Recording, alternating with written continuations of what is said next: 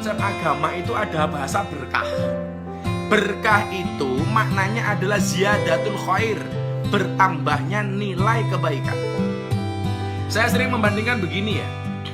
Banyak orang kelihatannya sugih, nongkrongnya di hotel bintang 5, makannya di restoran bintang 5, mobilnya kelihatannya mewah dan lain sebagainya. Tetapi sebenarnya uripe iki umum gitu. Uripnya itu nggak asik gitu. Penuh dengan masalah, penuh dengan problematika. Saya beberapa waktu yang lalu itu membaca postingan di Twitter, saya dikirimi sama kawan. Jadi orang ini penghasilannya 80 juta per bulan. Sebelum corona ini penghasilannya 80 juta per bulan. Gajinya itu 80 juta per bulan. Kemudian apa? Kita pikir sebagai orang yang tidak punya penghasilan 80 juta per bulan, orang yang penghasilannya 80 juta itu kan pasti serba cukup. 80 juta bro. Tapi ternyata setelah 2 bulan corona ini uripe ambiar. Kenapa ambiar? Rumahnya KPR seharga 3 miliar. Dia tiap bulan harus nyicil bank sekian puluh juta. Mobilnya kreditan. Artinya apa?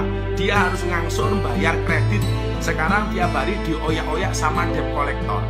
Sehingga kemudian setelah 2 bulan corona ini terjadi, uripe ambiar. Kenapa demikian? Ya karena barangkali kehidupannya nggak ada berkahnya.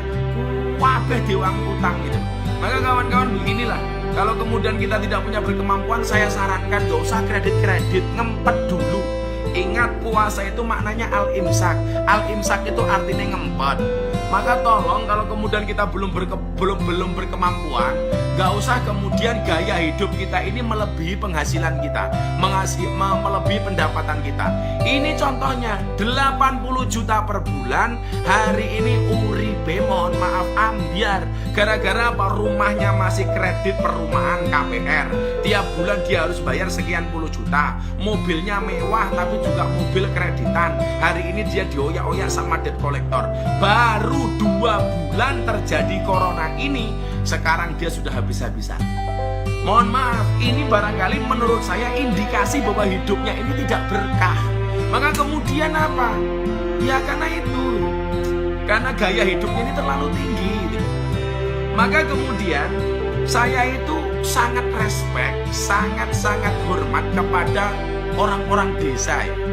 Kelihatannya motornya cuman etek-etek, ya kan, makannya cuman sambal, tiwul sama tempe sama ikan asin.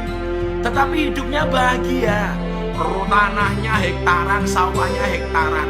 Tapi ayam, kenapa sertifikat rumahnya ini, sertifikat tanahnya di rumah nggak digadaikan, nggak di bank? Ini yang namanya sumaker, sugih maca kere. Sumaker, sugih maca kere. Tanahnya hektaran, sapinya puluhan, tetapi hidupnya ini sederhana. Makan seadanya, cuman pakai sambal bawang, makan cuman pakai sayur seadanya, gitu kan. Tetapi motornya cuman ya biasa-biasa saja, tapi dia nggak punya utang.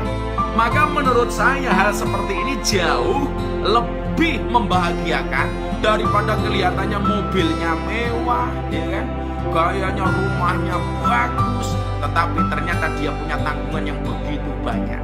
Ini yang namanya kermasu, kere maca suki.